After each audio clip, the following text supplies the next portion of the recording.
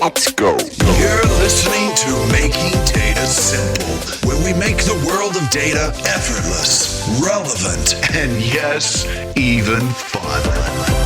Let's go.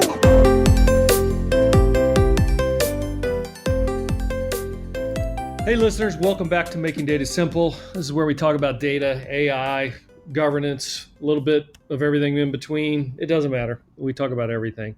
Hit me on almartintalksdata@gmail.com if you have any suggestions. We certainly look out for those. Today we have Aarti Cherian on, which is a program director of marketing. We've been doing marketing. We kind of get on a theme and we do a few themes every so often. I guess the theme now is marketing. And she holds a responsibility for Cloud Pak for Data and Watson Data Science, which is some data science tools that essentially allow you to build, run, deploy machine learning models. Welcome, Aarti. How are you? I'm doing great, Al. Thank you for having me on. You sound perfect. We had some audio issues to start, so you sound great right now. Look, I went through your profile, and you're skilled in product marketing, go-to-market strategy, team management, digital marketing, lead generation. You got an MBA. You've also got a human resources degree.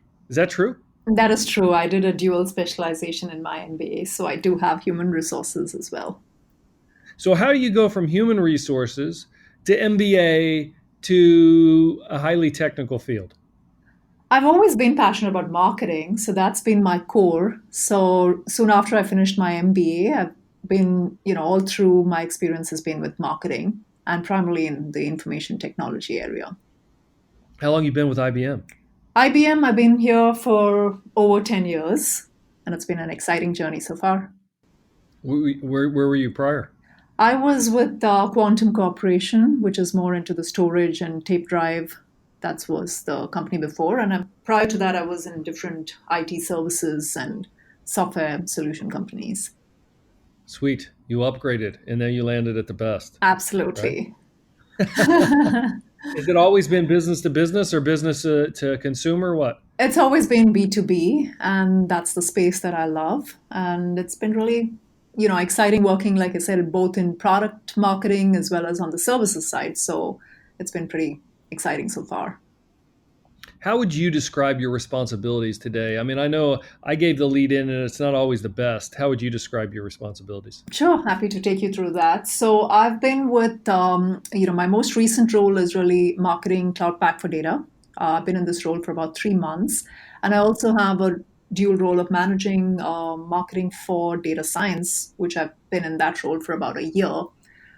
So my role would be really to lead marketing for these two offerings, more from whether it is on digital or whether it is offline activities with events, but really understanding what's the client mindset, understanding the market, understanding the competition, and really coming up with messages that resonate with the market, that convey our capabilities, and then obviously making sure that we drive demand gen tactics that drive revenue for our business.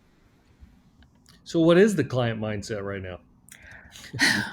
Okay, that's an interesting question. So yes, so if I start with Cloud Pak for Data, right? So obviously, by the way, sorry to interrupt, yes. But Cloud Pak for Data, for those listening, is a microservices architecture that essentially containerizes what I would say the suite of our end-to-end products. We call it Journey to AI, Journey to Cloud, whatever you want to call it. So everything from data management to governance to AI visualization, etc. But so I just want to make sure everybody knew that. Go ahead. Client mindset. Great. Thank you, Al, for that. So yes, so for Cloud Pak for Data, for example, we go, the primary buyer we're going after is the LOB audience, which is really the CDO and the CIO. So when we talk about client mindset, now today the clients are really looking for modernizing, right? Like it's all about modernizing, whether it's modernizing the apps, the data, the infrastructure. So that's core to understanding like what exactly is the client looking for. So when we talk about Cloud Pak for Data, for us, the main value prop, I would say, going after these buyers would be to offering an integrated data and AI platform, which helps them basically to simplify, unify how they can collect data, organize data, analyze data, as well as to infuse AI across the business. See, I listened to you said three things to me. You said previously, you said client mindset, competition, and demand gen. So I got the client mindset. It's about simplification, modernization, that data and AI platform. How do we differ? Going to the second one, how do we differ from the competition? Yeah, I think, see, when we build out our core message, right? So we're obviously, our partnership with Red Hat OpenShift is again core from open, where we are open by design, right? So that's one of our core differentiators. And we're obviously, we talk about multi-cloud. So we're, available on IBM Cloud, but we're also available on, Microsoft Azure as well as AWS. So that's core two. And plus our offerings are hybrid cloud. So we have, we are in the space of both on-premises, cloud, or even if a client wants to do a hybrid approach, we offer that as well. And where do you think the competition is lacking by comparison? I mean, I think so. The cloud war continues to be obviously, an area where Microsoft and AWS have been there in that space for a long time, and that's an area where there's obviously potential even for us to beat competition, to come up with more innovative technologies.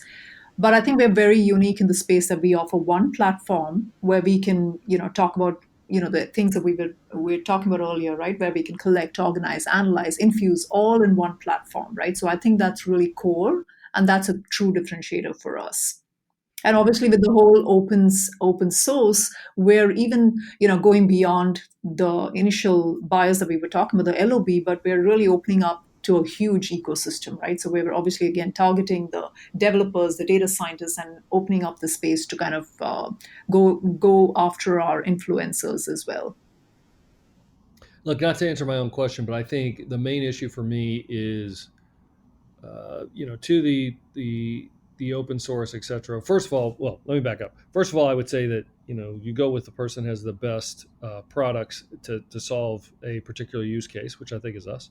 But then secondly is, unlike any of the other competitors, particularly given our investment in Red Hat and collaboration and integration, we're cloud agnostic, or in other words, we're really targeting truly hybrid cloud. Others might talk about it, but it's usually them trying to put a client on their own cloud. And look, we'd like clients to be on our cloud just as well. But look, if you want to go to AWS, Azure, private cloud, whatever the case may be, we are set up to allow you to make that decision. So we're set up to allow you to make that decision. And the other thing with our microservices architecture is you don't have to be on a completely blue stack. You can bring in other open source, or you can bring in other like databases to complement our governance or whatever the case may be. So it's both open and then it's hybrid cloud. I mean, so would you agree, or anything to add to that? Absolutely. I think you nailed it there. Oh, good. My own podcast. I answered my first question. That's great. But all right. So what about the demand gen? How are you, tell us more about it. How do you go about driving demand gen, and how are we able to close opportunities for those listening? Perfect. Okay, so this is obviously where I'm going to start to talk about paid, owned, and earned media, because especially in the digital space. So when we talk about paid media, right? So for us, what's worked really well is paid search and content syndication, and to some extent paid social. When we talk about owned, which is really what are the channels that we own, right, from IBM. So this could be web, or it could be blogs, social media channels that we own on both Twitter, LinkedIn, and so on. Again, we've done really well from an organic standpoint, because we obviously look at, we use tools such as Bright Edge to look at, how's our search engine optimization, can we optimize. We constantly look at, again, web trends in terms of using heat maps to see what content is being downloaded, or how do customers react as they move through the buyer's journey. We've, again, done really well in webinars. And I think one of our differentiators there is, it's not always IBM speakers, but we team up, for example, with analysts. We've done quite a few webinars with Forrester, which has done really well. And when we go into the earned channels, this is obviously things like, where we've got shares or mentions, so we team up with analysts. Also, obviously, with Cloud Pak for Data, for example, when we had a huge Sigmo launch in October, when we released our 2.5 version, we've had a lot of press coverage. So that's kind of helped us a lot in terms of earned media. And obviously, we're looking to build our client stories and ensuring there's more of that, because that kind of substantiates what we're seeing. And outside of digital, I would say the way we've worked really well is through events. And again, when we say events, we do have IBM proprietary events such as Think, as well as data and AI forums across the globe. But apart from that, we select the events from a third-party standpoint, which is very focused on our audience. So for Cloud Pak for Data, like I was saying, we have CIOs and CDOs, which are our primary audience. And we look for events such as AI Summit or CIO CDO Summit, which is very focused on this level of audience, and hence the results turn out better than we'd like. So I've got to ask you the toughest question. Sure. This at least as far as I see, the toughest question. So Aarti and I work together quite a bit. By the way, for the listener, she handles me extremely well. She puts me in my place all the time. The question I always had, I've had several people from marketing on, and I still, it's obviously just me. I have a hard time getting the answer to this question. And maybe it's never going to be in the objective terms that I would like. And that is, how do you define success and really attribute marketing to, whatever you're doing in marketing, whether it's a TV ad or whether it's digital, whether it's email, whether it's an event. How do you tie that directly to a lead and also ultimately a sell? Because a lot of times I see, while you're thinking of that answer, it's difficult for me because, by example, somebody will say, we had an event, and then after that event, if a customer that happened to register at that event, by example, purchase a product, you'd say, it was the marketing. But you don't always know that it was the marketing. That customer could have went to, had seen an email. They could have just went on their own power. Could have been somebody different, a different user in that client that ultimately made a purchase. I don't. It sounds like a great case for AI, by the way, but I don't see that chain of events or that closed loop process to really provide at least confidence to me always that, hey, the marketing did it. It was the marketing. Now, don't get me wrong, fully respect everything that you guys are doing and everything that you are doing. The plans that we have are great.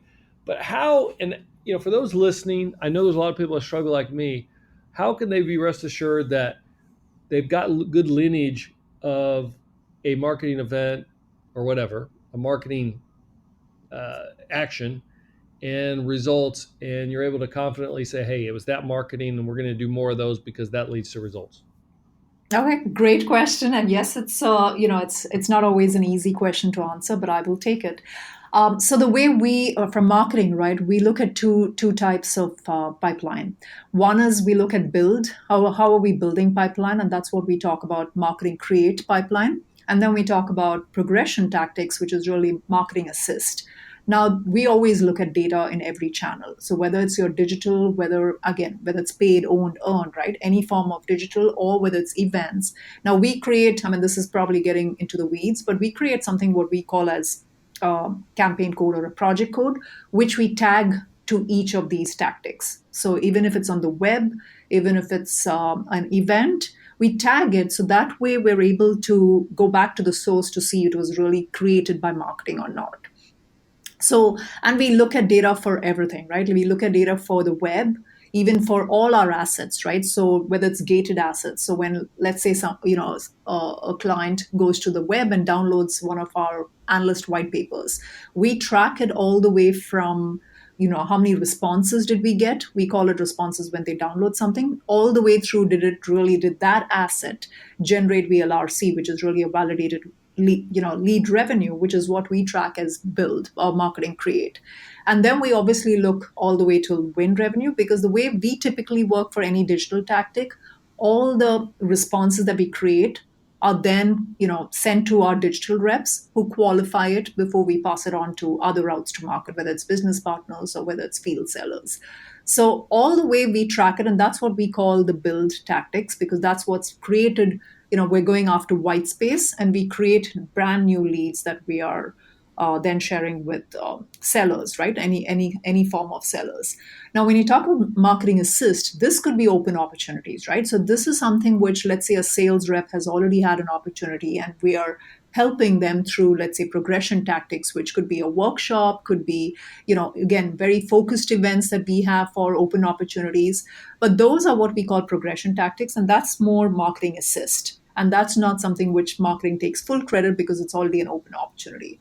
So for every single tactic and every single response, we're able to track whether it's really a marketing create or, which is what we call marketing sourced pipeline, or whether it's marketing assist. And obviously this could be, again, we're supporting business partners, we're supporting, field sellers, digital sellers. It could be any of the routes, but we track it from both ways.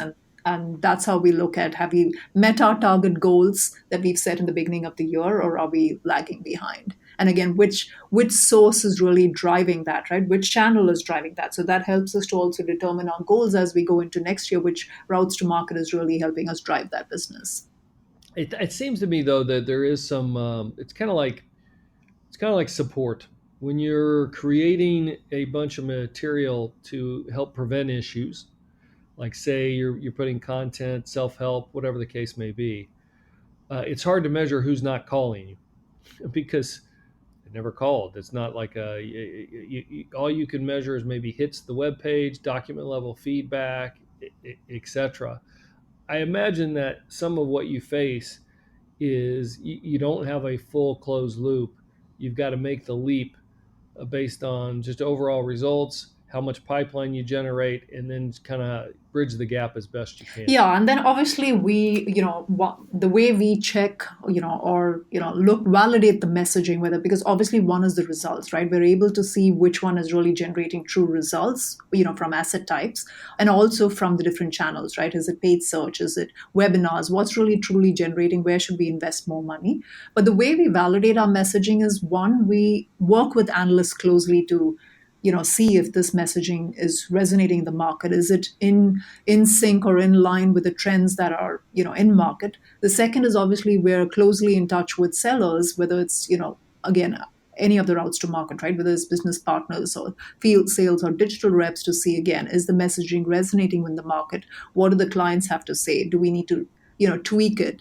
That's how we kind of, where it's not that it's set in stone. We're obviously iterating as we go. But that's the way we kind of update and test and see if it's really working in the market. And then obviously the results will show. I got to believe part of the process is they ask the client or the business directly what contributed to their purchase. Do you do like any NPS feedback? Yes, absolutely. We do, work closely with, I would say, offering management, in terms of looking at NPS scores, looking at G2 crowd, looking at, again, client reference stories, basically, again, looking at direct feedback to see what is it that we, is working well and where do we really need to improve. So speaking of what's working well, what route to market currently works the best?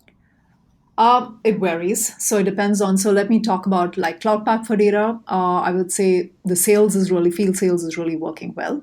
If I look at data science, again, it depends on the product. But if I take, let's say, for example, Watson Studio, right? So if I talk about Watson Studio, I think it's a mix. We've had some good success with business partners. We've had some really good success with digital reps, but there could be more work to do on the field reps. Why is that, do you think? So again, I think it's a mix of, I would say it's also skills and talent, right? Because obviously these products are a lot more technical. So I think it's a mix of, one is obviously, is the message resonating? Are we really hitting the right audience? Because we, from data science standpoint, for example, as buyer, we go after the data science leader, analytics leader, right? But our influencers play a huge part. That's your data scientists and the rest of them. So it's a mix of, again, are we taking the right messaging? That's obviously important for marketing. But again, from seller standpoint, do they have the right skills? Are they able to convey that messaging, use cases to the right industries? Do we need to tweak the way we are going to market? Do we need to be more focused from an industry standpoint, where we're targeting obviously financial services and we have more financial services based assets?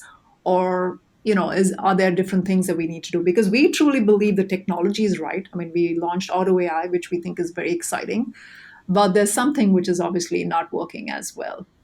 And that's what we have to team up with the different groups to figure out what is it that we need to change going into next year. Very good. So, sounds terrific. Hey, look, is there anything else from a marketing standpoint that we didn't cover that you'd like the users to know? No, I think this was great. I mean, I think the easiest way, if anyone wants to obviously learn more, is to start on the web. We've got tons of information there, a whole lot of assets there.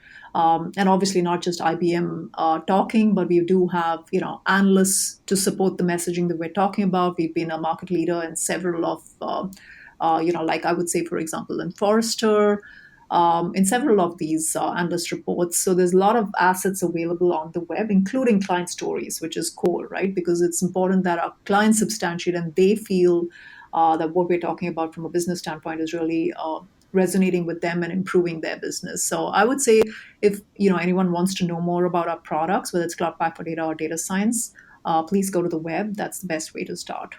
And we're in the web? So for Cloud Pak for Data, I would say it's ibm.com/products/Cloud Pak for Data. And to know more about the system side, which is more of the hardware components, it would be Cloud Pak for Data/system. And that you said that's the hardware components? Yeah, so Cloud Pak for Data system, which is really the pre-integrated, which is your software and system, which is packaged together. So for those listening, Cloud Pak for Data, you can get it software, put it on your own hardware. If you want to put it on a pre-integrated hardware, then that's the system that Aarti references. Very good. Hey, I got a couple personal questions for you. These are the good ones. So what does your future hold? More marketing? Oh, yes, absolutely. That is what I'm truly passionate about. So yes, more marketing for sure. What are you best at? What's your sweet spot? I think I'm best, one, I would say when I'm with people. I mean, I really love interacting with people. And, my job has got me to, I moved from India to US, which I love meeting new people, understanding about different cultures. So that keeps me going. So, but that stops when you meet me, right? You don't like Absolutely not. It's been such a pleasure working with you. Liar. What are you not very good at? Okay, you're putting me on the spot, but Of course, that's what we do. I would say maybe personally fear of heights. So, but I still, even if there's fear of height, I haven't tried bungee jumping, but I have gone on these crazy rides. So although I do have fear of heights, I think I try to overcome it by doing some of this crazy adventure sports. Well, that's why you have fear of heights, because you're putting yourself in a position to have fear of heights. But you got to overcome it somehow. So I guess, yeah. Take the plunge, yeah. What's your go-to order if you go to a restaurant? I mean, what's your favorite food? What's your go-to order? It's got to be Indian or Chinese. Those are my two favorite. And if it's a combination of both, even better. Indo-Chinese. Is that common? I mean, in India, I don't remember ever seeing Chinese restaurants. Oh, you do? And it's a very different flavor because it brings in the, Indian mix to it, but I love it. I've been to India several times, and I've went to like a Pizza Hut in India, and because I don't know why they took me there. It's probably because they thought I liked Pizza Hut. But anyway, not my favorite. But we went in there, and it tasted like Indian food. I mean, everything kind of tastes like you got a little bit of curry on everything. That's true. I mean, that's true. But when you're here in the Bay Area, I could take you to an Indo-Chinese place, and all right, we're gonna you can do tell that. me what you think about it. All right, what do you do for fun? For fun, I mean, I love the outdoors. So I'm not much of an indoor person, but I love the outdoors. So whether it is, I haven't done it in a while, but I love river rafting. So I would love to go for one again. And hiking, just going to the beach or the mountains, all of that. I mean, basically nature, in tune with nature too. Do you have a role model that you could share with us? I would say, I do. Steve Jobs was one person who I thought was really extremely creative, very innovative. And I don't know if he's truly fits into the role model per se, but that's somebody I thought was iconic. Nice. All right, so we're going to play a quick game and then we'll call it quits. Are you ready? Absolutely. This is called Would You Rather. It's like this or that. In other words, you got to pick one side or the other. Okay. And you can't stay on the fence. You got to pick a side. All right. So Cloud Pak for data, which again, our microservices platform, or AI, just AI in general. Cloud Pak for data. All right. Email marketing or digital marketing? Digital marketing. The BART or a vehicle commute? Vehicle commute. Okay. I'm not driving, so yes. All right, but see, I'm getting to something here because I know that you used to be in Texas. Now you're in California, so you've got to be doing the BART. I say most times versus vehicle. Do you not? I mean, I go to two different offices. So I go to San Francisco and San Jose. So clearly when I go to San Francisco, I take the train. But when I go to San Jose, I drive, which is what I enjoy more. All right, but you were in Texas, and let me get the California or Texas? California. Oh, so you'd rather take the BART. I guess you get a little bit of commute in California, just the same. All right, choose California. California or India? Oh, that's a tough one. Right now it's California, but my heart's still with India. So I would say I would. That's a tough one. But I will still say, because family and friends are still in India, so that's probably the reason. But otherwise, it would be California. So you said India. You're just doing that for your list. You're afraid your folks are going to listen to you, and you want to. Like I said, my heart's still with India, so so I would still say there. Yeah. MBA or human resources? MBA. All right. You just ticked off all the HR folks. No, that's all right. AI, artificial intelligence, or data management? Because I know you used to be on the data management side. Now you're on the AI side. AI. All right. Very good. Hey, thank you for being here. I appreciate you sharing your expertise with us on marketing. Greatly appreciate it. Thank you so much, Al. It was a pleasure being with you on this, and you're always a fun host. So it was great to be here. You can slap me around afterwards, as she'll do. No, all good. Thank you again. And for our listeners, again, we greatly appreciate you listening. almartintalksdata@gmail.com. If you have any comments, questions, concerns, please rate us. Thank you. And I'll see you on the podcast until next time. See y'all. Thanks for listening to the Making Data Simple podcast, where we make data fun. Be sure to visit ibmbigdatahub.com/podcast to access the show notes and uncover even more great episodes. Remember, the views expressed here are those of the host and its guests and do not necessarily represent the views of IBM. Until next time, Let's go. over and out.